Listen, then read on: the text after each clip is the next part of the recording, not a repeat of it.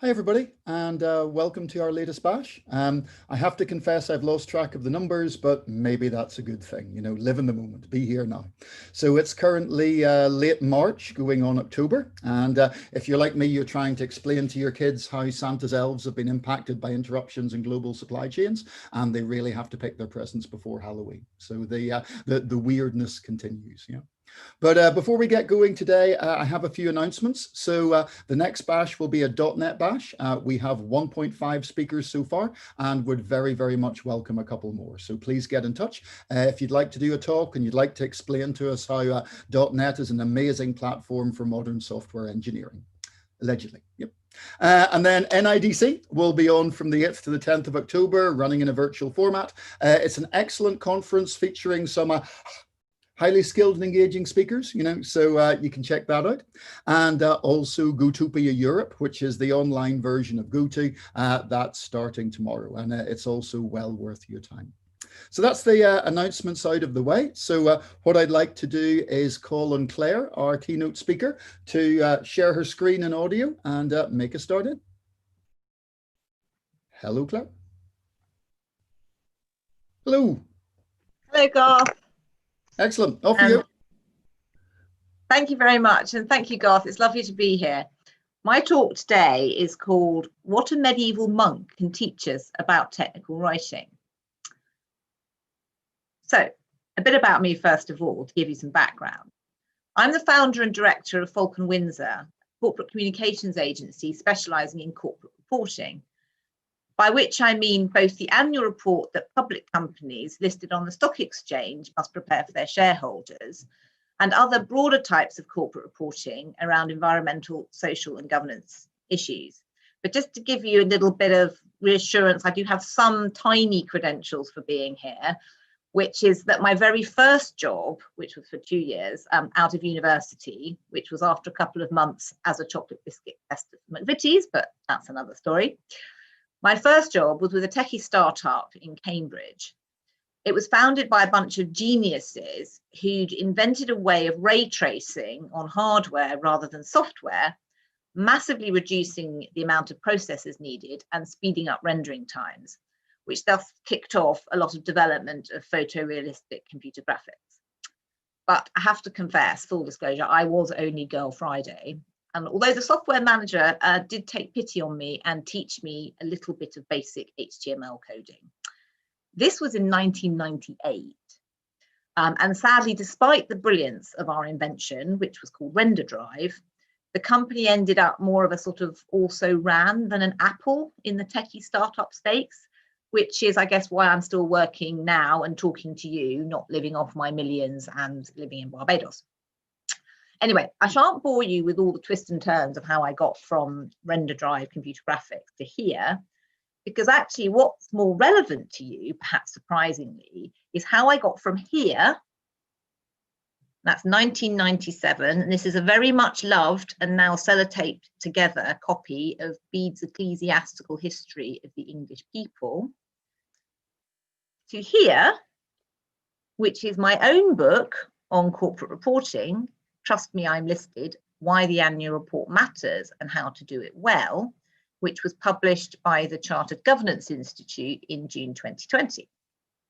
Now, at the Zoom launch of Trust Me, I'm Listed, during the Q&A session, when I was a couple of glasses of champagne along, one of my colleagues threw me a bit of a googly of a question. He said, what insights into reporting can one get from the Venerable Bede, who wrote this book? Cue great hilarity from the assembled audience, most of whom knew I had, in 1997, done an MPhil on some unedited works of Bede, who was a Benedictine monk at the monastery of Monk Wearmouth Jarrow in Northumbria in the 7th and 8th century. So what on earth could this early medieval biblical scholar and historian possibly have to teach us 21st century folks about the modern day annual report?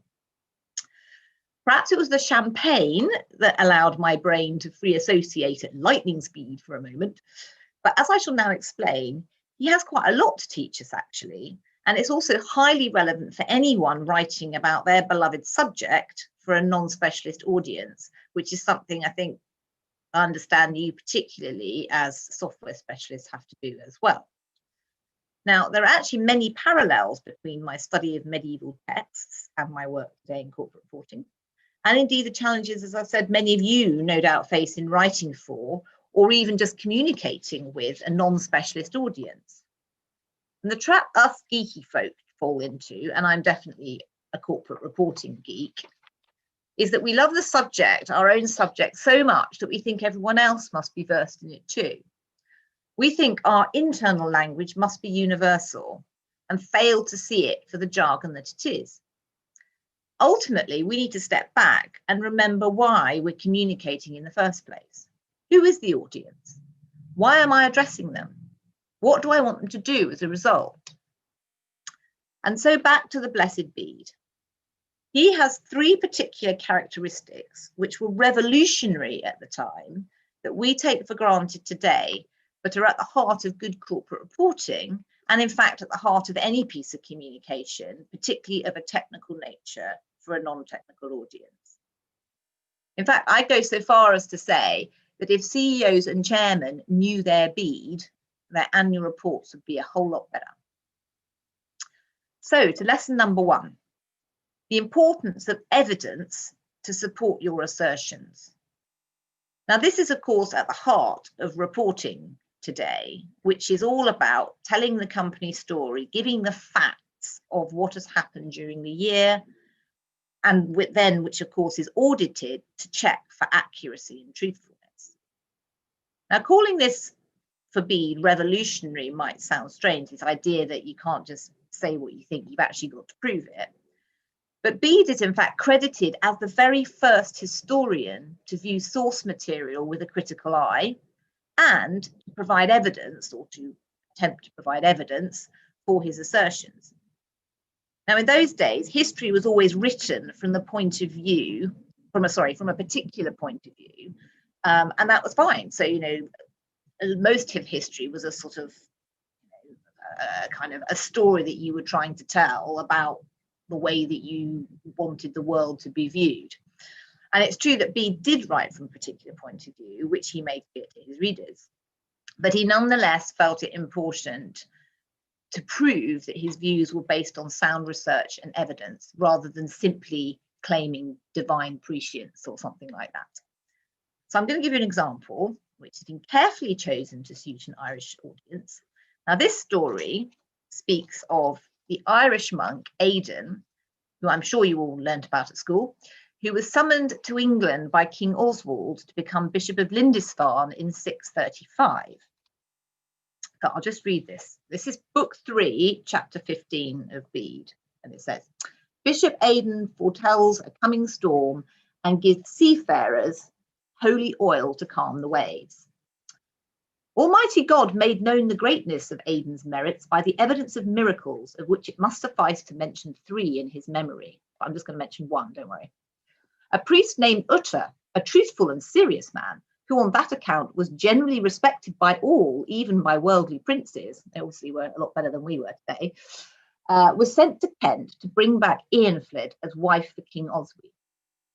Intending to make the outward journey by land and to return with the princess by sea, he went to Bishop Aidan and asked him to pray for him and his companions as they set out on their long journey. When Aidan had blessed them and commended them to God, he gave them some holy oil, saying, when you set sail, you will encounter a storm and contrary winds. Remember then to pour the oil that I'm giving you on the sea, and the wind will immediately drop, giving you a pleasant, calm voyage and a safe return home. Everything happened as the bishop foretold. In a rising gale, the sailors dropped anchor, hoping to ride out the storm. This proved impossible, for the roaring seas broke into the ship from every side and it began to fill. Everyone felt that his last hour had come, when at last the priest remembered the bishop's words. He took out the flask of oil and poured some of it over the sea, which immediately ceased its ragings, as Aidan had foretold. So it came about that the man of God, through the spirit of prophecy, both foretold the storm and, although absent, calmed its fury. Now, this is the key bit about evidence. The story of this miracle is no groundless fable, for it was related to me by Cunimund, a most faithful priest of our own church, who had it from the mouth of the priest Utter, on and through whom the miracle was performed. So maybe it wouldn't quite stand up to modern auditing practices. You know, the priest said it to the other priest, he told me, but you get the point. And that's just one example of many where he talks about the evidence behind his stories. So to the second point, the second lesson that Bede can teach us, and that's the importance of structure and signposting, particularly in a long document.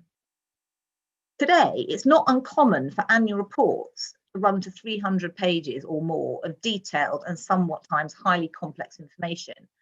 And I imagine that some of your documents will probably look similar.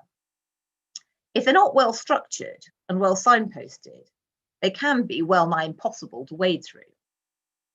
Turning to Bede again, if you take out the introduction, Bede's history runs to just under 300 pages, covering the period of AD 1 until his own time, 731. He died in 735, and he wrote the history from that entire period. And it is a monument to clarity, simplicity, and order. It's divided into 5 books, which is actually based on the notion of the first 5 books of the Bible that sort of tells the history of the Israelites as, you know, the Exodus from Egypt. So it's kind of that idea of sort of matching that on the development of the English church. So it's divided into 5 books, it's told chronologically, and each book is subdivided into short chapters that cover just one story per chapter, summarized by a very clear title. For example, some relevant ones here.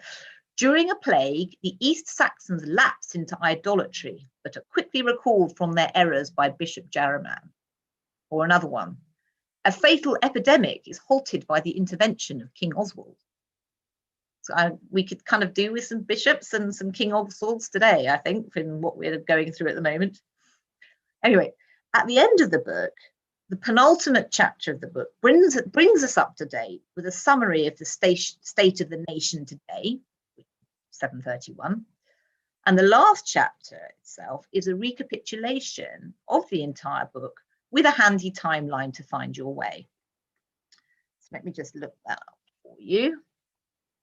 So book 5, chapter 24, is called A Chronological Summary of the Whole Book and a Personal Note on the Author. Now, this was actually very rare, the idea of a personal note on the author, but it's there to sort of explain who he is and why he has any sort of credentials to be writing about this stuff, which is, again, I say, a very unusual thing. So he says, in chapter 24, as an aid to memory, I have thought it helpful to make a concise summary of events already dealt with at greater length. And he goes on for a couple of pages from in the year of our Lord 46, blah, blah, blah, blah, blah, all the way through to 731. And then he says, with God's help, I, Bede, the servant of Christ and priest of the monastery of the blessed apostles Peter and Paul at Wearmouth and Jarrow, have assembled these facts about the history of the church in Britain and of the Church of the English in particular, so far as I have been able to ascertain them from ancient writings, from the traditions of our forebears, and from my own personal knowledge. So, as I said, an absolute monument to clarity. This is highly unusual at the time. This carefulness and attention to order and structure is truly unprecedented, hence my calling him a revolutionary. What this speaks to, in my view, though, is the last and perhaps the most valuable characteristic of Bede, which all corporate reporting folks could learn from, and which is perhaps the single most important lesson for all of us subject matter experts writing for a wider audience. And that is the fundamental importance of writing for your reader. As I said, Bede was in his time revolutionary. Aside from his radical critical approach to historiography that we've already talked about, he also revolutionized the teaching of Latin. Now that may sound really niche today, but back then, education, literacy, learning in England, it was Latin. That's what it was. The native Anglo-Saxon language was mostly oral, and it largely wasn't written down until King Alfred's time in the late 9th century. And to be honest, the Irish were frankly far better educated and more sophisticated than the English at the time, and had already been writing down the language, even though the language for learning and sort of general communication around the church was, of course, Latin as well. But learning Latin in those days was actually pretty challenging, because the only textbooks available to teach you were effectively Roman ones, which had been written for native Latin speakers. It was a bit like learning to speak and write French at school from a teacher who speaks no English whatsoever. So pretty difficult. And Bede recognised this as a problem, and he made an enormous contribution to education by writing the very first Latin primer, Latin textbook for non-native Latin speakers, De Orthographia. And it explained how to write in Latin, and it very usefully pointed out all the mistakes a non-Latin speaker might make and how to avoid them. Indeed, his devotion to his students was such that at the end of his life, as written in a letter about his death by Cuthbert, a fellow monk, said, I'm just going to read you a little bit from here. He said, in these last few days, besides our lessons and chanting of psalms, the blessed Bede was much busied with 2 short works which are specially worthy of memory: the translation into our own language for the church's benefit of the Gospel of St. John, and also certain excerpts from the Book of Cycles by Bishop Isidore, about which he said, I do not wish my students to read lies or to work at this task in vain after my death. Now, just a bit of an aside on that, Bishop Isidore had written a certain book, and Bede was actually accused of heresy because he didn't agree with Bishop Isidore. So this was a bit of a kind of a dig in the last couple of days of his life. He was still able to make a dig at one of his fellow scholars, which I think is quite amusing. Maybe tells you something about scholars. Anyway, then, so on the, just coming back to this, sort of his final days, there was one of us, this was the day before he died, there was one of us with him who said, beloved master, there is still one chapter missing from the book you were dictating, but it seems to me difficult to ask you for more. But he answered, it is easy. Take your pen, prepare it, and write quickly. And this he did.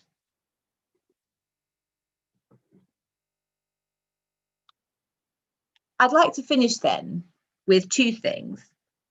First, just a reminder of the 3 valuable lessons we can all take to heart about communication from the Venerable Bede. So number 1, the importance of evidence to support your assertions, which is particularly important in corporate reporting, which I spend my time doing. Secondly, the importance of structure and signposting, particularly in long documents. And then finally, the fundamental importance of writing not for yourself, but for your reader. Who are they? Why am I writing for them? What do I want to do as a result? To put it simply, we need to write in the language of our reader, not of ourselves. Now, the second thing I wanted to do is just to read you one last passage from Bede, which I felt resonated rather well with the somewhat challenging situation we find ourselves in today. So if we go back to to King Oswald and Bishop Aidan, I think this is rather lovely. So if you remember, King Oswald asked the Irish to send them a bishop to Christianise the rather heathen English. It is said that when King Oswald originally asked the Irish to send a bishop to teach the faith of Christ himself and his people, they sent him another man of a more austere disposition. After some time, meeting with no success in his preaching to the English, who refused to listen to him, he returned home and reported to his superiors that he had been unable to achieve anything by teaching to the nation whom they had sent him, because they were an ungovernable people of an obstinate and barbarous temperament. That's the English. The Irish fathers therefore held a great conference to decide on the wisest course of action. For while they regretted that the preacher whom they had sent had not been acceptable to the English, they still wished to meet their desire for salvation. Then Aidan, who was present at the conference, said to the priest whose efforts had been unsuccessful, "Brother, it seems to me you are too severe on your ignorant hearers. You should have followed the practice of the apostles and begun by giving them the milk of simpler teaching and gradually nourished them with the word of God until they were capable of greater perfection and able to follow the loftier precepts of Christ." At this, the faces and eyes of all who were at the conference were turned towards him, and they paid close attention to all he said and realized that here was a fit person to be made bishop and sent to instruct the ignorant and unbelieving, since he was particularly endowed with the grace of discretion, the mother of virtues. They therefore consecrated him bishop and sent him to preach. Time was to show that Aidan was remarkable, not only for discretion, but for the other virtues as well. So from an English ignorant person, or an ignorant English person, I should say, to you wise Irish audience, thank you very much for having me speak. And thank you very much indeed for a wonderful talk there. I think we do need to begin with a slight correction though. 1998 was not that long ago, okay? 1998 was yesterday, okay? Let's be very clear in that before we go any further, okay? Depends on the age of your audience, Garth. Depends on the age of your audience. True enough, true enough. The first point there, I think, resonates very much with developers because we're all very prone to go to our manager and say, we want to use thing. And he goes, why? And we go, thing. And he goes, why? And we go, shiny thing, new thing, you know. So you're quite right about presenting evidence. So first question I have for you, once you have evidence, what is the best way to present it? I mean, should it be presented visually through graphs and charts and statistics, or as a logical argument or whatever? So if you have evidence, but it's technical evidence that you're presenting maybe to a non-specialist audience, what's the best way to lay it out? I think the first thing always to think about, or the question to ask yourself, is what do I want them to understand? Well, what do they need to understand? What do they need to know? So in a sense, this piece of evidence, this technical thing, what am I trying to explain about it to them? Is it that I'm trying to explain to them how to use it, or why it's important, or what are they going to do? You know, so it's what's the question that you're trying to answer in their mind, not in your mind, but for them. What are they trying to get out of it? And then it's the answer to that question quite often, and also who they are, because, you know, you would explain, you know, certain things to a 6-year-old in one way and to an experienced, you know, 25-year-old knew what you're talking about in another way. So who's that person and what are you trying to get across to them? And that will then guide you in determining what is the most appropriate way of presenting that to them. I would imagine that normally things need to start with some form of words. Yes. But of course, the other thing about sort of technical information and data is that sometimes some of it is expressed better in a visual form, right? And depending what it is. So, I mean, if you're trying to show, for example, you know, how a company's performance has changed over a bunch of years, it's a lot easier and quicker quite often. You know, you've got a bar chart of the numbers or a line chart that shows it going up or down or what have you, rather than writing a paragraph that says, you know, in 2018 profits were this, and then in 2019 they increased by 20%, blah blah blah. You know, a graph will tell you that instantly.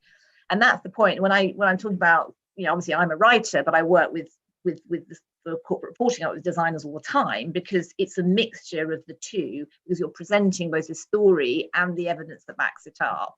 So it's all about thinking about what is that message and what is the best way to get that across through a combination of visual, graphic, verbal, what have you. So it's you've got to always start with the message, and then in a sense quite often the form will reveal itself to you. Cool, very good. And then relating to structure, a common problem that we have with these days with technical documentation is that even when it's very comprehensive, it's very bitsy.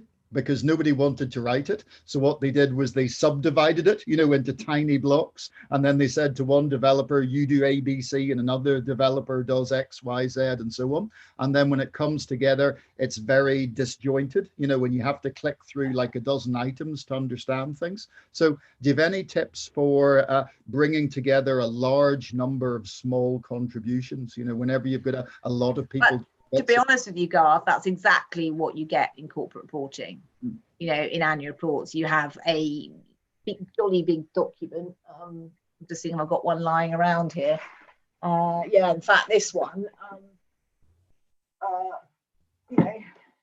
This is considered quite a small one for when I did. This is actually Tate & Lyle's annual report that I produced earlier this year. It's quite nice, but it's.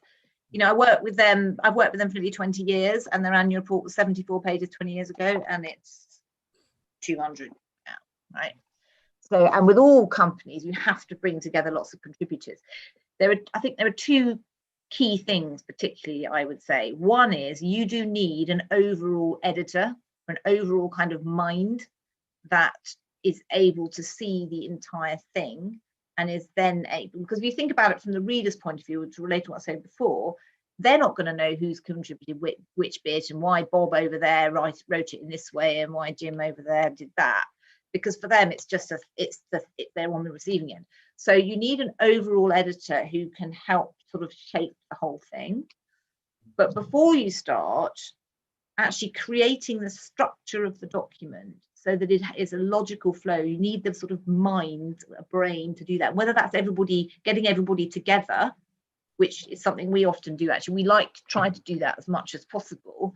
You get everybody together who's involved in the thing and explain, and we actually write a brief. So, and that's the other critical thing, is writing the brief. Is you say, okay, so this is the overall thing that we're producing, this document. It's for this purpose, and this is, who it's for and who's going to read it or use it, whatever. And then everybody also knows why. They understand what their role is and what contribution they are making to a thing that is bigger and what the overall purpose is. So if you understand why you're doing something, and that is actually one of the key principles of this book, if you understand why you're doing reporting, you will do it better. And it gives a sense of, cohesion to people. But it also means that everybody's really clear on what it's there for, and including the person who's overall responsible for producing this great big document. Because by thinking about it and saying and sort of mapping out the whole structure, then you can see where everybody's different bits fit in. It can sometimes change the way that you think about it. So give example, when I wrote this book, this had contributions, only from 6 people, but it was a collective. I thought about, okay, so if I've been asked commissioned to write this book on reporting, okay, so this is what I think it should cover. So I thought about the people I wanted to contribute to it. Then we got together and I said, here's what I think the brief is. Here's what I think the structure is. We kicked that about a bit together, and then we agreed what it was. And then we went off and we wrote our bits. And then I edited the whole lot.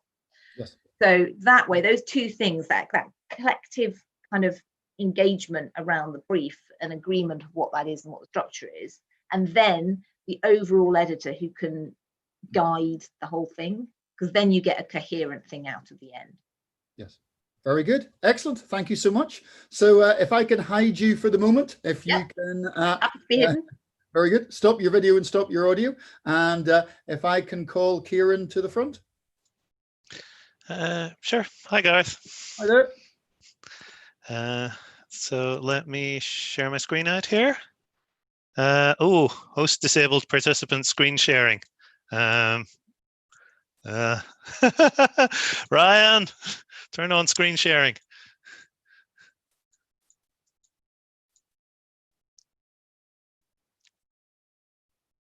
Ryan, are you there? There we go. Good. So let me share this out and cool. So hi everyone. My name's Ciaran Conliffe. I work for Liberty IT here in Belfast, and I kind of work in the cybersecurity adjacent software delivery is probably the best way to describe it. That is not what I'm here to talk to you about today. What I want to talk to you about is something A bit interesting, hobbies. So what is a hobby? The dictionary definition is something that you do regularly in your leisure time for pleasure. And I think the key concepts there are a hobby is something that you do often and you do it at a regular pace and you do it for fun. A lot of times at meetups like this, people talk about their open source projects, their coding, stuff that they do in their spare time. And that can be a hobby if you're enjoying it. If you're doing it out of some sense of duty that this is what you have to do to be a better engineer, then it's not really a hobby. And I would also argue that you're going from a false premise. Your hobby doesn't have to be coding for it to make you a better engineer or a better person. Any hobby can improve your skill set and make you more rounded an engineer if you're willing to take the right lessons from it. And to illustrate that, I'm going to talk about my own hobby, which is writing. So this is me many, many years ago with Pat Rabbitte, who was the Minister for Science in the Republic of Ireland at the time. And I am winning the RDS Young Science Writer of the Year award. I'm not putting this up to boast, well, maybe a little bit to boast, but mostly to sort of illustrate that I knew when I was young that I could write and that I was good at it. But I didn't. I kind of just lazed, I drifted along. I wrote a few bits here and there, but I couldn't say to people, oh, I'm a writer. Because they would say, oh, well, cool, what have you written? And it'd be like, well, I wrote this one thing for a hockey website and I've got this bit in this internet parody and this fan fiction over here. And it's like, but I still had the idea in my head that I was a writer, but I had nothing really to back it up. And I think I learned a very important lesson from this period of my life, which is one that I pass on a lot to people I'm coaching who are going for a promotion, which is you need evidence to back up your qualities. You can't just say, oh, I'm good at this and expect people to take your word for it. People can't see what's going on inside your head. So two things sort of put cracks in this funk that I was in. The first was a book by Stephen King on writing. This is a book that gets recommended an awful lot to people who want to be writers, and for very good reason. Even if you don't like Stephen King's fiction writing, he started out as a high school English teacher, and he has this great sort of workman-like approach to the idea of writing. The main thing I took away from this was the idea that writing is work. Writing takes effort. You don't just wave your hand and writing happens. You have to actually put in the graft. The other thing that broke me out of it was NaNoWriMo. For anyone who hasn't heard of it, NaNoWriMo is National Novel Writing Month. The idea of it is that you take the month of November and over the course of it, you write a 50,000 word or more novel first draft. Now, that's a fairly punishing pace. That's nearly 1,700 words a day. But that is the point of it. The idea isn't that you come out of it with oh, I've got this perfect novel that's ready to go and everything. The idea is more just to prove to yourself that you can do that level of writing and you can accomplish this. And the confidence boost from that then feeds into more writing. So back in November 2010, I did NaNoWriMo. Some friends of mine on Twitter had mentioned it. I'd looked at it, thought, you know what, this would be a cool challenge. And I did it. I completed it. I got the cheesy detective novel plot that had been kicking around in my head for years out onto paper with a beginning, a middle, and an end. And it wasn't very good, but I'd done it. I'd accomplished it. And it was really exciting. But again, once I'd done that, I kind of rested on my laurels a bit. And I didn't really sort of get into regularly writing. So I wouldn't have said it was a hobby yet. And I still had some difficulty going, I'm a writer to people. So I needed a hero to change my life. I needed Uri Geller. So for anyone who hasn't heard of Uri Geller, he was a very famous psychic in the 80s and 90s. He would appear on TV claiming he could bend spoons with the power of his mind. I've never met Uri Geller. I have met someone who has met Uri Geller. I used to work with a man called Peter Latimer, who some of you might know. And Peter likes to tell the story about the time that his aunt was running a charity event, and Uri Geller was the main guest. And so Peter, who was attending, got introduced to the great man. And not being a believer in all the psychic stuff, he cast around for kind of a neutral thing to talk about. And, oh, writing. Mr. Geller, I understand you've written some books. I'd like to be a writer. And Uri Geller turns to him and says, you want to be a writer? Then you must write. Now, that kind of stuck in my head. Like, it's a funny story as Pete tells it, but to me, it sort of like resonated a bit. Like, you want to be a writer, all you have to do is write. Like, that seems a little too easy. Can't be that easy, can it? So I decided to give it a go. Towards the end of 2012, I decided that my New Year's resolution for 2013 was that I was going to write something every single day. So I set up a blog. I made sure to tell people I was going to do this, so I'd be forced to follow through on it. That article there is one of the first pieces that I put out in the blog, which was a article about the murder of my great granduncle in New Mexico back in the 19th century. And then I just kept going, and I did manage to write something every day of 2013 and kept on going past that. And at this point, with about a dozen exceptions, I have done some writing. And by writing, I mean sort of like either plain writing things out or editing things or doing up outlines for stuff, because all of that is writing work. But I have done that every day for the last 7 years, 9 months, and 15 days. How did I manage that? How did I manage to sort of like make this a part of my life? Well, the trick was I did some reading in advance and realized that what I was trying to do was establish a habit. So habits have three main components. There is the signal, which is the call to action, the trigger for I am going to do this thing. There's the action, which is actually going ahead and doing it.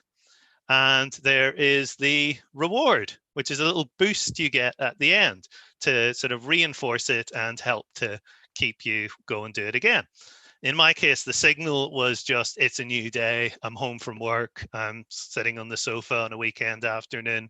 The action was doing the writing, and the reward was boasting about it on Twitter. Well, also just the fact that I do enjoy writing, so I got a bit of a rush out of accomplishing and everything. But at the start, it was mostly being able to go, look at this cool thing I did. So I wrote a lot for that site. I was writing on my own blog for about 1.5 years. I wrote short stories, poems, movie reviews. I wrote a travel guide to sort of weird stuff in Donegal, but I kind of gravitated towards historical non-fiction pieces as what I really enjoyed doing, in part because it was an excuse to go and learn about weird historical things. And one of the things I did was a series about the history of Irish castles. And the illustration for one of those pieces was what kicked me into the next stage of my writing journey.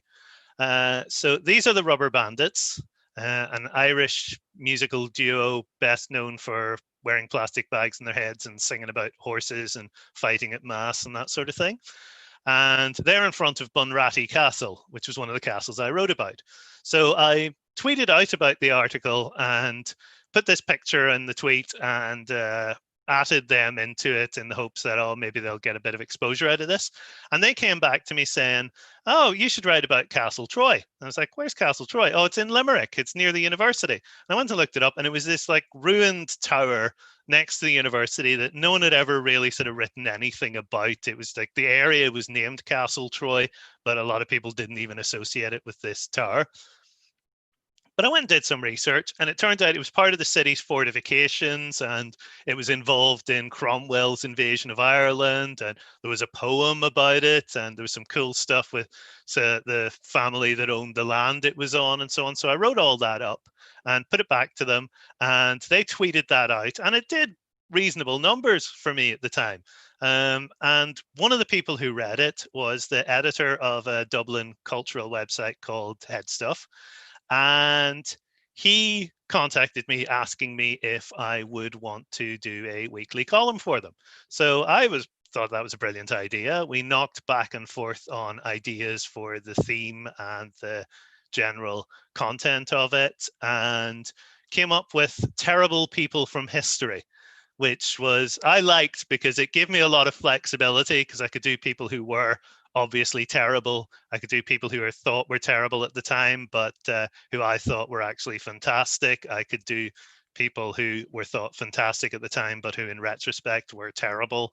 And it was great fun. I wrote that column for 5 years, over 1 million words of random historical stuff that I really enjoyed researching and writing.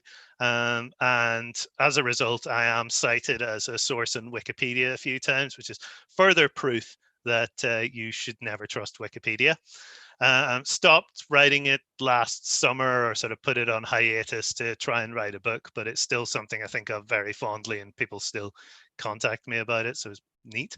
But it also led into something that I did not think I would ever be doing, which was public speaking. You see, Headstuff don't just run a website, they also publish podcasts. Mother Folklore and Juvenalia would be two of the best known ones that they've done. And this means that they do live events because they have live podcasts and so on. And they decided to branch out into doing independent live events. And the first one they did was the Headstuff Lectures, which is basically lightning talks from comedians and enthusiasts and experts on various topics. And the thing was sort of like, we'll make you laugh and we'll make you think, was the idea. So I was asked to take part in the first one of these. I was a bit nervous about it. I'd never really done public speaking before, or thought it was something that I would do, but I was persuaded to do it on the grounds that, look, it's just like reading one of your articles to people. So I did 10 minutes on the secret history of the Phoenix Park Visitor Center, and people seemed to like it, but what I didn't expect was that I liked it. I liked it a lot. I got bit by a bug, and I wound up doing a half dozen more of those lectures.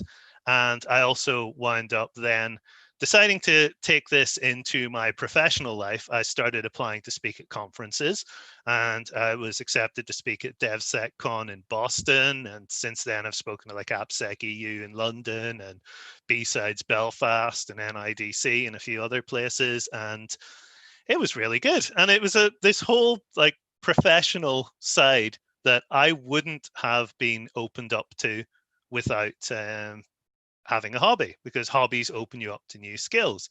And I've learned an awful lot as well. Like, I was editor of the history section in Headstuff for a while, and I learned a lot about giving people feedback and making that constructive for them. I learned a lot about deadlines and time structuring, especially when I had to give up being history editor because I didn't have enough time for writing, and that was something I wanted to prioritize. So like, my hobby has like taught me a lot. And as I said, like, I wouldn't be here talking to you today if I hadn't started down that writing path, because I wouldn't have taken up the speaking. But that isn't the real reason why I think hobbies make you a better engineer. And it's not really the real reason why writing has become such a big part of my life. The real reason is that writing is something constant. A hobby is something you can hang on to when times get tough. Like, I've had plenty of personal upheavals over the last 7 years. I've had to deal with some very stressful situations and times when it felt like there was nothing really I could depend on.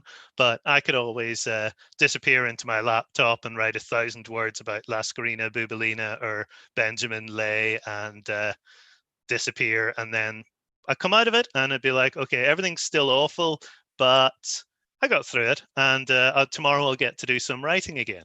And yeah, so that's why I think you should have a hobby, because it helps to ground you, and we're in rough times at the moment and people need things to hang on to.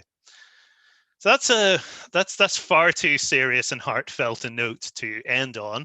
So I'm going to finish by wildly speculating on what some people I admire have got out of their hobbies. To start with Kevlin Henney. Kevlin was a speaker at the last bash, and I've been following Kevlin ever since he gave me my first class on this thing called Agile many years ago. Kevlin is also a writer like myself, but where I go for long form nonfiction, like usually around like 4,000 words, 5,000 words, Kevlin writes short form fiction, very short form, what is referred to as flash fiction. It's about 1,000 words, 1,500 words at most, but still telling a complete story, still with a beginning, a middle, and an end. And as you can imagine, that takes a lot of discipline. It takes a lot of conciseness and a lot of focus. I think anyone who has heard Kevlin talk about software craftsmanship and what he feels that as developers we should be doing in the coding space can see the parallels between what he talks about there and the style of writing that he's come to work in. And yeah, I do recommend, like, you can look up his stories online and they are pretty good. Second person I want to chat about is David Anderson, who is the Director of Technology here at Liberty IT. David is pictured here with the Liberty IT five-a-side team several years back when they won a local charity championship. And lots of people in the Belfast IT scene five-a-side is their hobby, and like it's a good exercise and a good team sport. I think the reason I've singled out Dave is because I feel like he illustrates exactly what people get out of that type of hobby, which is shown by when I saw him playing against a group of Americans when we were on a work trip together years ago. And like they thought Dave was some kind of footballing wizard, because they were saying after the match, how come you were everywhere that you needed to be at every point and like you always seem to be there to pick up the ball? What they didn't realize is that this was a side effect of them playing the game by just all chasing the ball around the pitch and just following the action. Whereas Dave was like, with a bit more experience in playing, was sitting back going, okay, there's an opening here, I'll go over here. If the ball breaks loose, then I'll go after that. And I think you can imagine that is sort of ability to not go where the action is, but instead look at where things are going to be, is an incredibly useful skill for someone whose job it is to set the technical direction of a company. The last person I want to talk about is our genial MC, Mr. Garth Gilmore. Now, I'm sure everyone or most of the people on the call have taken a course from Garth at some point. He does a lot of training in Belfast and he's very good at it. One thing that I've always noticed is that no matter how crazy things get, like people's VDEs won't start, people's computers aren't signing on right, the internet doesn't work, someone's got a pen stuck up their nose, Garth still has this air of inner calm to him. And I believe that this inner calm and this like unflappable nature comes from Garth's knowledge that if everything kicks off in the class and the entire group turns feral and turns on him, Garth can probably clean the floor with them. Because see, Garth has a very particular set of skills that come from years of teaching Krav Maga and other martial arts to people. I mean, I'm not saying that Garth was Liam Neeson's fight double in the Taken movies, but I'm just saying that I wouldn't cause any trouble in his classes, and I'd suggest you don't either. And with that, with a slight sense of trepidation, I'm going to hand back to Garth for any questions. Thank you for that. Yes, absolutely. Yes. And now I have to do a blog post and everything Liam Neeson got wrong in the Taken movies, but that's fine. Thank you. So very good. Yes.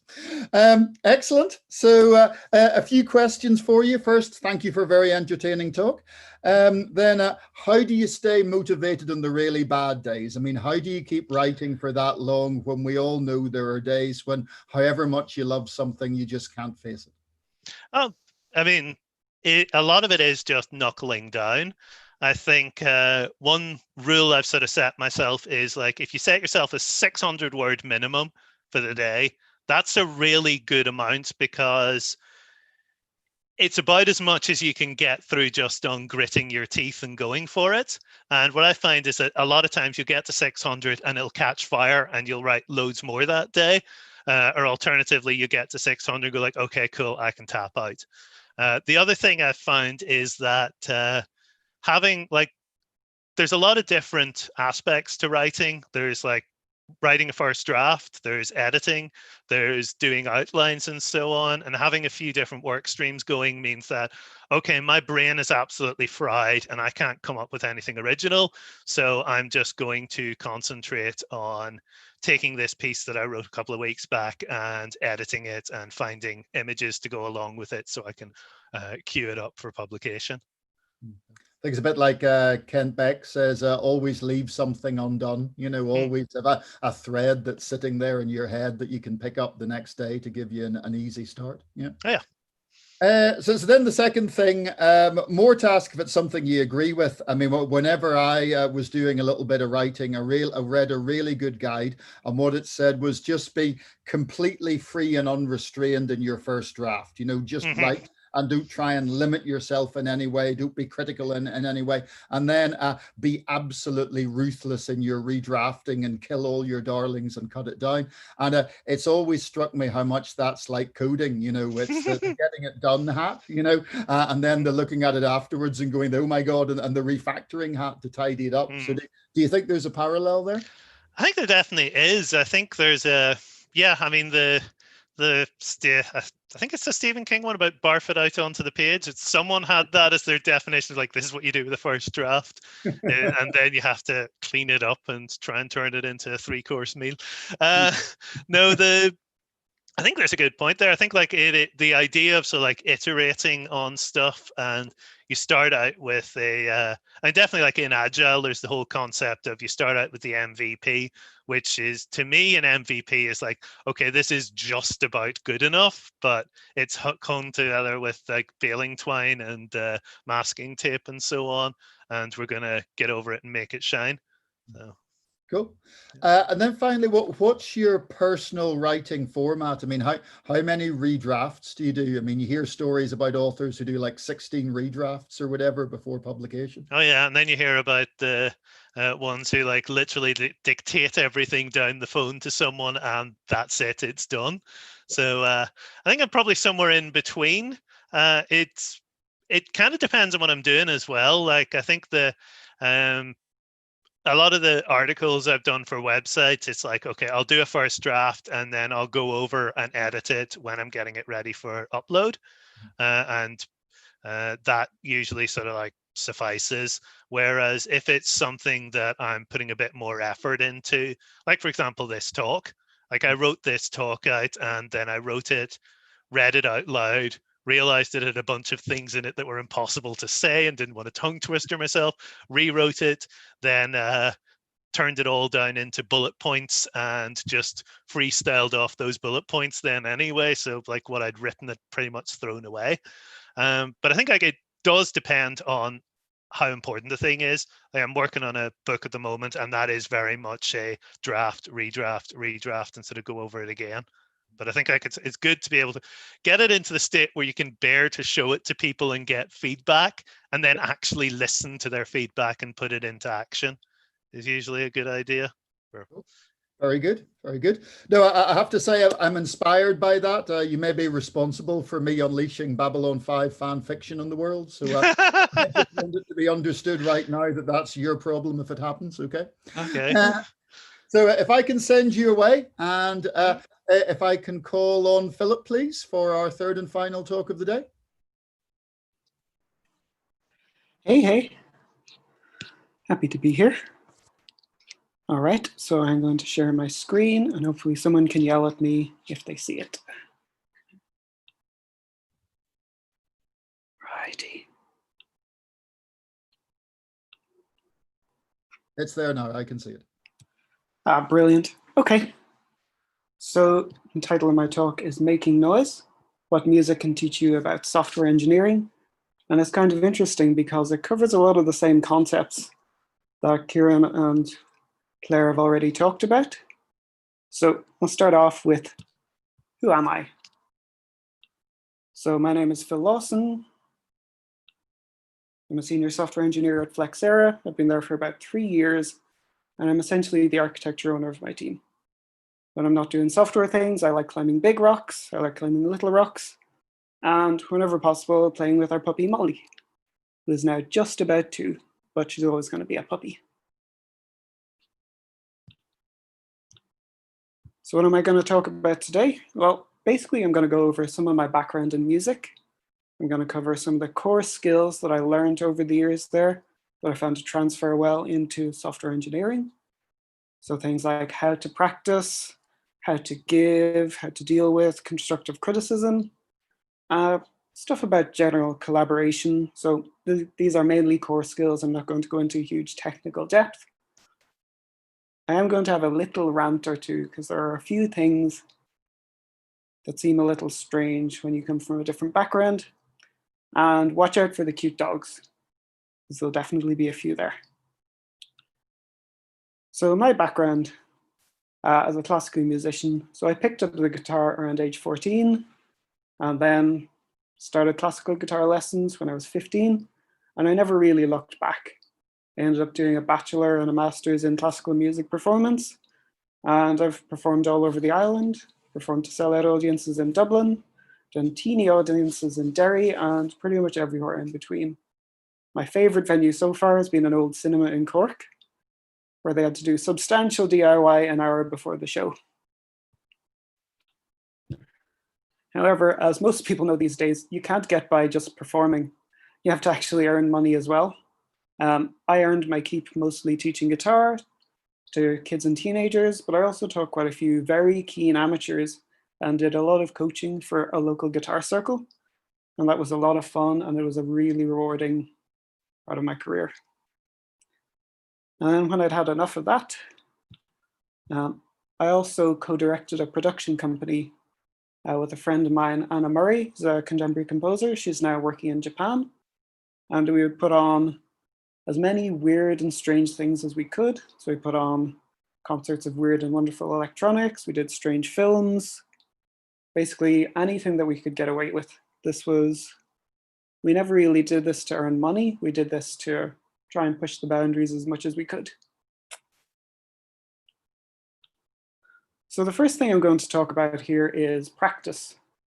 And it's something that kind of struck me first when I transferred to computing, where I did an MSc in software engineering, which is the conversion course, 5 or 6 years ago, whatever time it is these days. And one of the things that I noticed was that a lot of people would learn syntax off by heart. They'd learn exactly what a for loop looked like in Java, but they'd never actually use them. They'd never type them out. They never, apart from basic assignments, they wouldn't actually touch it. They'd memorize it. And it seemed pretty strange to me. So what I really want to cover in this is how to practice, what kind of things to cover, and how it can be useful. So I'm going to talk about it in the context of music and then in tech as well. So part of practice is learning specific skills. In music and the guitar, this could be learning how to play a D major scale, could be learning a new strumming pattern, learning a new technique. Here, I'm kind of going to cover how to play cowbell. In music, though, you're never done. Learning a skill is really only the beginning. Once you've learned how to play a scale, or how to play cowbell, you need to evaluate what you've done. How can I make it sound nice? How can I do it with less effort? How can I play more efficiently? Things like that. And once you've figured out what you need to do to improve, you need to practice it until it's second nature. One of the terms that's bandied about a lot in music is the idea of muscle memory. So here, if you have to concentrate really hard to play a scale cleanly, it's really not in your muscle memory. It needs to be second nature. There's no way you'll be able to do something really difficult in front of a big crowd with loads of distractions if you have to concentrate really hard on it. So once it's in your muscle memory, you need to actually apply it. No audience really wants to listen to you just play a scale. You need to find songs where you can apply your new skill. There can always be more cowbell, and it's your job to practice putting it wherever you want. However, now that you've learned how to apply your skill, you need to be able to use it effortlessly. You need to practice using it in different scenarios to solve different problems, to make different sounds. And you need to learn when to use it, but also you need to learn when not to use it. Not every song needs cowbell, but you really only figure that out by putting cowbell in the wrong song. So at this point, you might be thinking, I'm not sure if this is a tech talk or a cowbell talk. So let's bring this back to tech. Let's look at learning some specific skills, things like basic regex, or at a higher level, event-based architecture. You follow some tutorials, you read some articles, you watch some talks. You learn a bit, but you're still at the beginning. And once you have the basics down, you need to start looking at improving your specific skills. So this could be things like writing a regex and then using benchmarking to make sure it's more efficient. You could be using more advanced features like backtracking, certain fancy wildcard matches, and things like that. If it's event-based architecture, you might want to think about things like adding idempotency. Whoops, well, that's a typo. Adding idempotency where possible and improving traceability so that you can actually track events all the way through the system. How do you make it second nature? So with regex, you practice a lot.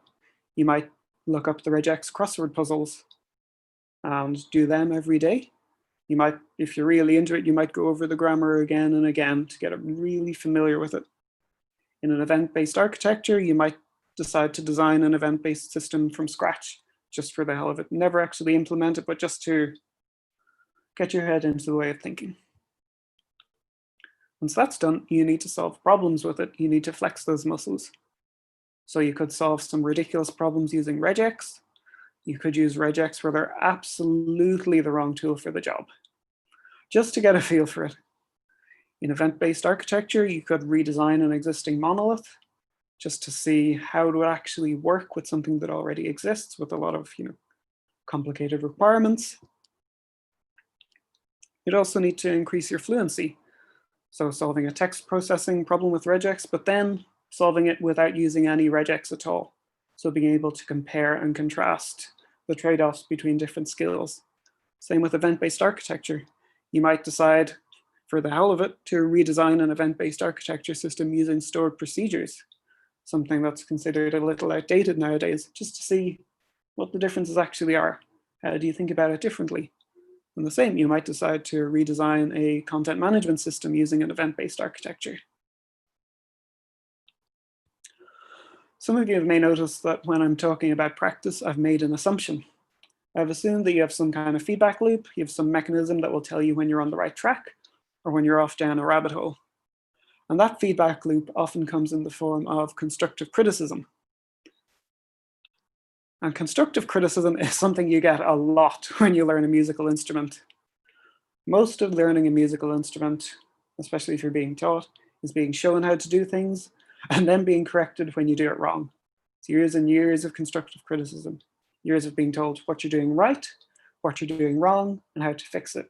Years of having discussions around why things work the way they do, why what you're doing might work here but doesn't really work well with the upcoming section, lots of other stuff like that.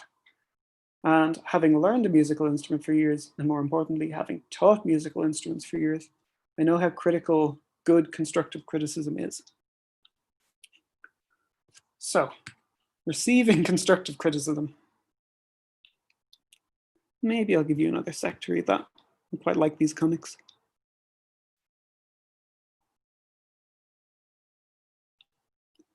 if you're new to constructive criticism is a gift. It's a chance for you to learn and to improve. One thing that I have noticed in tech is that a lot of people can get pretty worked up about receiving constructive criticism. If you haven't received much before, it can feel demoralizing. It can feel like you're being judged as a developer, as a person. Usually, that's not the case. That's not people's intention, but it can still feel pretty rubbish if you're not used to it. The most important thing you can do is say thank you and process those feelings later. It's important to note that not all criticism is constructive or helpful, and I'll have more to say on that later. So, acting on constructive criticism is really the next step. You need to figure out what actually needs improvement. You need to work on improving it, and then you need to find out if that work has actually had any effect. You need to ask for more feedback. So as an example, you might have someone who's been told they're not very reliable. Now, that's not necessarily a judgment on your skill as a developer, and it's not necessarily the most helpful criticism either. But there is still some value in it, and it is useful to know this. So as an example, maybe sometimes features get delivered well ahead of time, sometimes they're not, and you never know which is going to be. And in this case, it's not actually a criticism of the person's skill, it's not a criticism of their coding ability, it's actually a criticism of their communication patterns. Maybe they need to ensure that people know how things are going, they need to know whether things are going to plan, whether they're going ahead of plan, or if there are any blockers appearing. So, giving constructive criticism. There could be whole books written on this, and there probably are. There's a lot of terrible articles and suspect advice out there as well. For me, the most important thing about giving constructive criticism is that it needs to actually be constructive. Like, is this a hill you're willing to die on? Is it important enough to tell them? Is it relevant? Telling someone that they write too many bugs isn't particularly helpful. Telling them that they need to make sure to validate their inputs is much more specific and much more useful. So the important thing about constructive criticism is that it needs to be placed in context. The person needs to understand why it's important. As an example, the front end must support proper tabbing and alt text because 20% of the users have accessibility needs. Maybe 30% of users import their CSV data in Excel, so you need to ensure that your CSV formatter adds a specific byte order encoding so that Unicode will be parsed correctly. And that one is something we actually found out recently in Flexera. At this point, I think it's important to mention that constructive doesn't have to mean negative. Constructive criticism doesn't have to be bad. It's important to let people know when they're doing something well, and meaningless positive feedback is just as useless as meaningless negative feedback. There's a big difference between saying, James writes great PRs, which is good to know, but is not really something that is that helpful, compared to saying, the documentation on your PRs makes it really easy for new members of the team to understand the impact of these code changes and to figure out where the critical test paths are. So, what does bad criticism look like? Honestly, anything that isn't specific is bad. Telling someone, this is wrong, you're bad at this, oh boy, this looks complicated, isn't that useful. You need to give them something meaningful that they can work with. So what does good criticism look like? Really, it's anything that helps people understand what you're trying to say and doesn't make them feel defensive or attacked.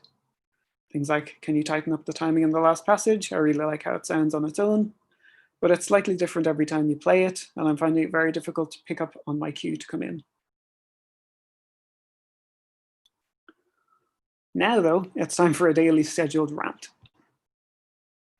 So, one of my slightly controversial opinions is that pull requests are a terrible way to give constructive criticism, especially if you have to give a lot of feedback.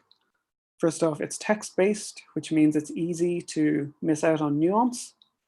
It's also asynchronous, so depending on how busy people are, back and forth can take days, especially if it's not a high priority pull request. And also, people tend not to go back over old pull requests, so it's not really a useful place to store historical knowledge. First off, if you wait until a pull request review time, the work is already done.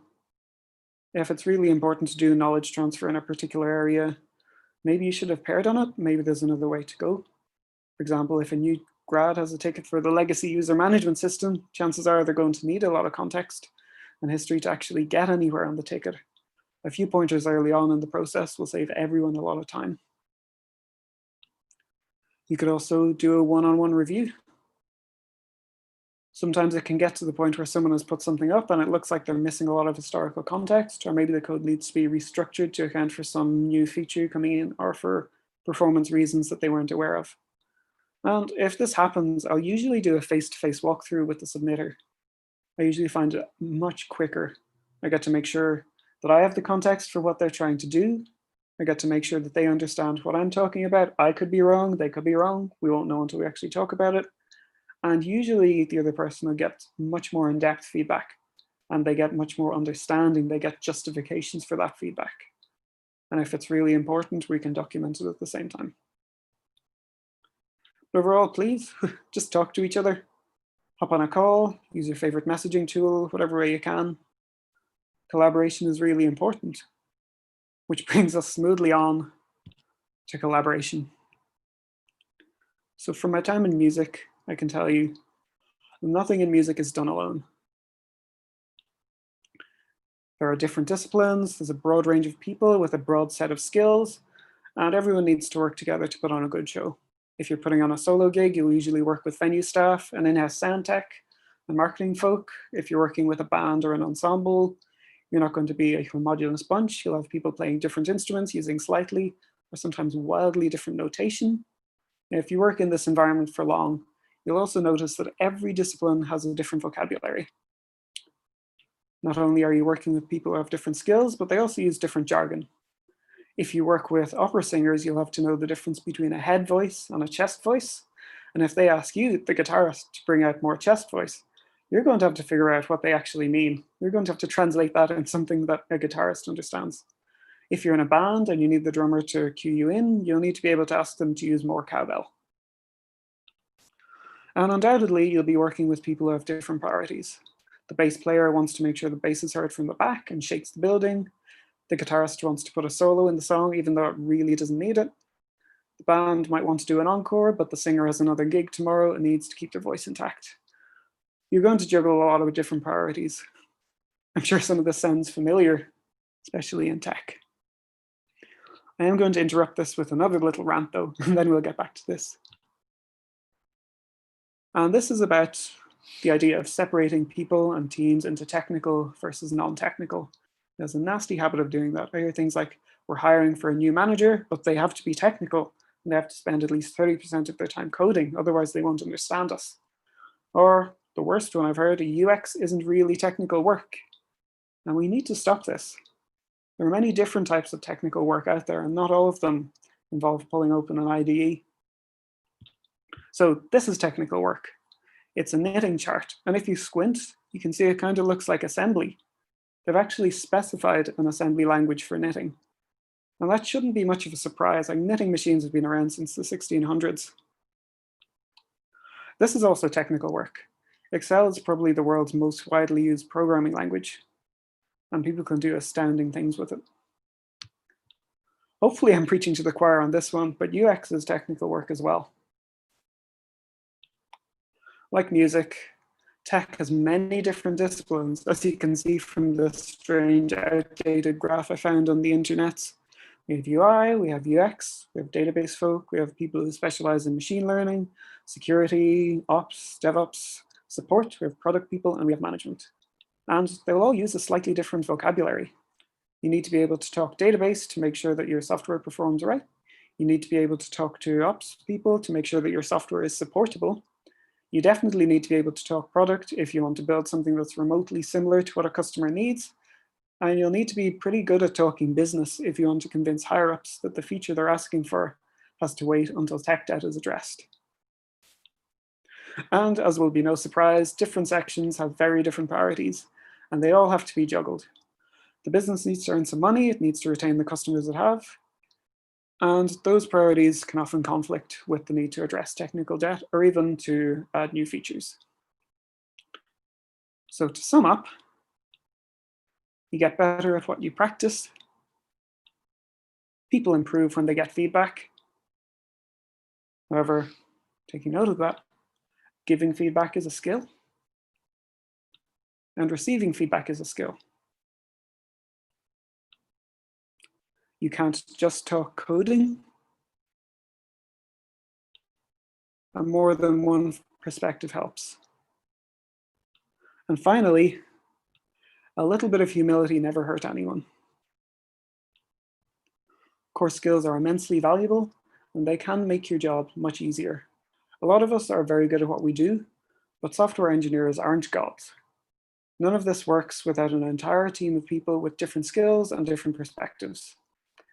Some software engineers get away without having to put serious work into their core skills, but I guarantee you, many other disciplines don't have that privilege. If you think people are hard, then you should really value the level of skill that a really good product person has built up. So I guarantee you, they've worked on it as much as you've worked on your technical skills.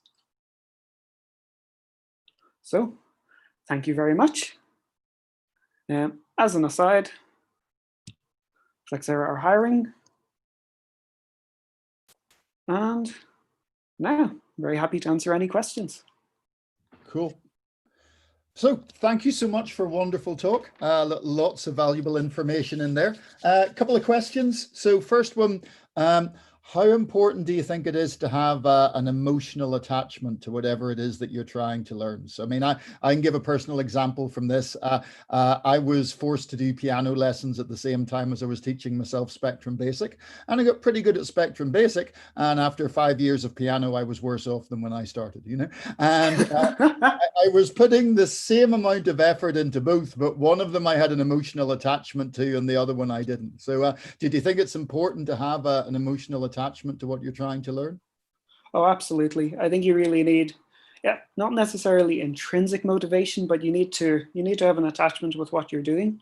And I think it's one of the reasons that you see people delve off into different specializations is because they found a spark, they've clicked with a subject. Like, if you never feel excitement or joy or happiness when you're working on something, it's not going to get stuck in your head in the same way, no matter how much time. Like, you can bash your head against the wall a lot, but at the end of the day, your head's just going to hurt. Yeah, absolutely. And then the second thing, I love the way you brought it on to teamwork there. So would you agree with the idea that in both music and coding, we kind of climb two hills, you know? So the first hill is where we learn to play the instrument, or we learn to write code in a particular language, and then we think we're there, you know, well, we think we've made it, but then we realize that's only really the first rung on the ladder, and now we have to play in the orchestra, or now we have to code in the team, and that's a whole new thing. Oh, absolutely. And it's something that's really interesting to see as well in music, because it's so broad there. I mean, you can spend your whole life getting better and better and better at a musical instrument. But if what you play isn't something that other people enjoy, it's not that useful. Like, and I think it's the same with software. You can become incredibly skilled at writing really performant, really efficient code. But if what you're writing doesn't serve any use to users or to a business, it's not that useful. Like, I guess you have to separate out the difference between doing something for your own pleasure and doing it for other people. Absolutely. Excellent. Very good. So time's catching up with us. So if I can ask you to stop sharing your screen, and if I can bring the other presenters on as well. So if you could share your video as well. Sure. Yeah. And then this is an opportunity for you to ask questions to each other. And I'll kick off with one, first of all, that we've got. So one thing that I think you all spoke to was that there's a huge benefit in regular daily practice. Yeah. And it doesn't matter so much what you're doing as long as you're actually doing it. You know, it doesn't matter so much what you're coding or writing or playing, as long as you are, you know, coding or writing or playing. So if I could just ask you to talk a little bit about that. Sure. I mean, I think the key thing is, and I mentioned sort of like in mine about habits, and really like in habits, they have this idea of I'm trying to remember, it's something like it's the 2190 rule. It's some set of numbers like that, that if you do something regularly 21 times, it becomes a habit, and then the situation triggers it, and or over for 21 days, sorry. And then if you're doing it for 90 days, then it stops being a habit and becomes part of your routine and part of your lifestyle. I think like this is something that it's really useful for software engineers and just in general life, to be able to give yourself good habits and to be able to recognize sort of the patterns of bad habits. And doing things regularly is a key part to sort of reinforcing them for yourself.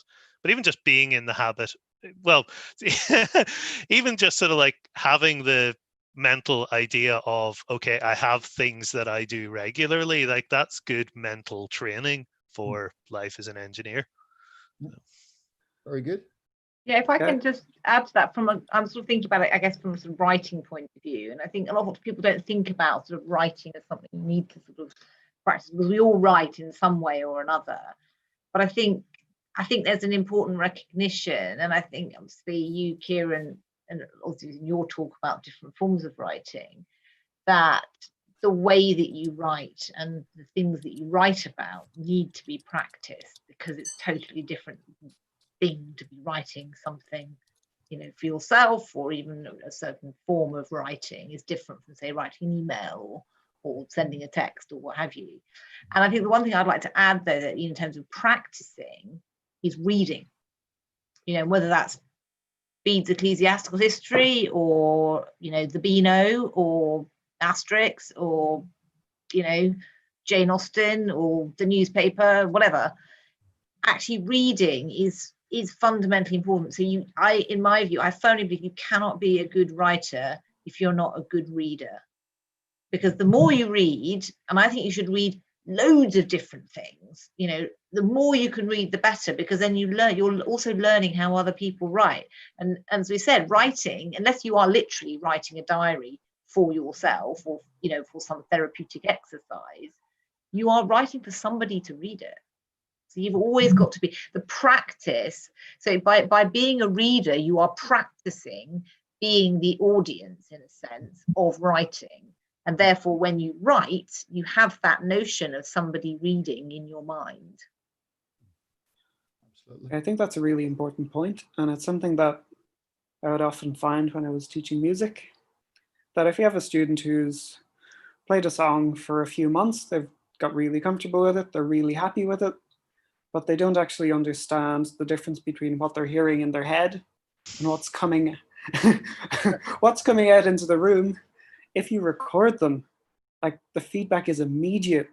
They can hear it and see, oh, I thought it sounded like this. It actually sounds like this.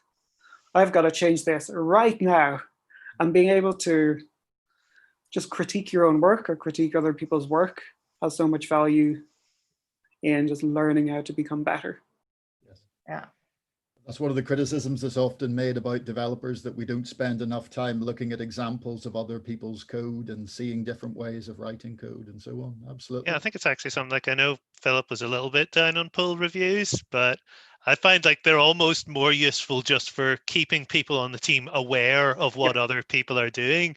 And the amount of times we've had someone posting in the Slack like, oh yeah, I saw in this pull review that someone's put in this logging pattern in this Lambda, and I'm going to pull it over into there. And that's a bad example, because we were actually you know what I mean, though. It's just this people learning about each other's practices and helping that consistency. Yeah. And that was always supposed to be one of the main responsibilities of an architect, to just look at all the code that was being put in from a high level and see all the opportunities for duplication and reuse and emerging. I think that's getting into a different conversation I was having during the week about microservices. So the idea of like codes having stuff that fits in your head. And one of the big shifts in the microservices and Lambda stuff is that, and it's similar to what Claire was saying about writing a book with other people, like you have to trust the people that you're working with. You have to trust that you'll say to them, please do this section for me, and they'll come out with a good section of it. And in the IT world, like if you're trying to create a system that you can understand all of it, your brain becomes the limiting factor in how complicated things can be. And that's never a good pattern. Yeah, no, absolutely. And that's why a lot of what we do in software architecture at the end of the day is just trying to struggle with complexity. The fact that you can't keep it all in your head and you can't have all the developers in the same room and brick throwing range. So that's where I have to confess though, I did choose my co-authors. Kind of, I wouldn't have just had anybody. When you're writing a book and it's your own stuff, you have to be absolutely. You want to know that the people, as you say, are going to write the kind of stuff you want. You don't want big arguments, and and are going to deliver. But that's the great advantage, of course, of annual report writing. Because actually, my husband is also an author. I say he's also. I mean, he is the author in the house, really. In fact, Ciaran, I must put you in touch with him because he writes non-fiction, science, particularly science books. You know, for a wide audience, popular science. God, I've forgotten where I was going with that. Having another author in the house. Sorry. I've never done that before. I'm so sorry. Somebody say something else. I think like you were talking about choosing the people for your book, and again, I think like it's you chose people you trusted. And I think one of the things in like a work situation is a lot of times we're thrown onto teams with people like we may not have that much say in who we're working with, because it's like teams are put together for projects and so on. And I think like you have to build up that level of trust. You have to actually have that collaboration. Yep, absolutely. Cool. So we're almost at time. Any questions one of you would like to ask the other before we finish off? Where can we get your book, Claire? Because you said it was being published by University Press, but no. The Chartered Governance Institute, which is actually like it's a body that for governance and company secretary professionals. So I mean, you can get it on Amazon actually, but don't, because it's on. Well, I shouldn't say that, should I? But it's on. I will post it in the chat box. Because it's on special offer. If you buy it through the publisher's website, it's actually on special offer. You can get a special discount by putting oh, there we go, here it is. By putting a code in. That's the ICSA, so ixa.org.uk, and then into their bookshop. So I'm going to just pop it in there you go. What a wonderful question you could not have asked. Excellent. Very good. And if I ever get the opportunity for us all to be in a room, I will sign it. I actually had my first signing in person last week with somebody, which was very exciting because, of course, you know, you send a book out, and the great thing about publishing a book is you have a big party and you sign books. And we did it on Zoom. It wasn't quite the same. I remember, I think it was about 2 years ago, one of my friends messaged me to say that Nigella Lawson was doing a book signing in Belfast. And I had half lunged out of my seat when I saw the sentence and that it had finished half an hour, you know, before he sent me the message. So I was almost crying over the keyboard at that point. There you go. Yeah. Anyway, look, it has been wonderful. Thank you so much for your contributions. And I think we'll leave it there. So if I can just thank you all again and ask you to vanish. And everybody, as always, who attended, thank you so much. We very appreciated it. Your ideas for Bash are very welcome. And please remember, the next Bash is a .NET Bash. So if you'd like to contribute to that, please let us know. So thank you so much.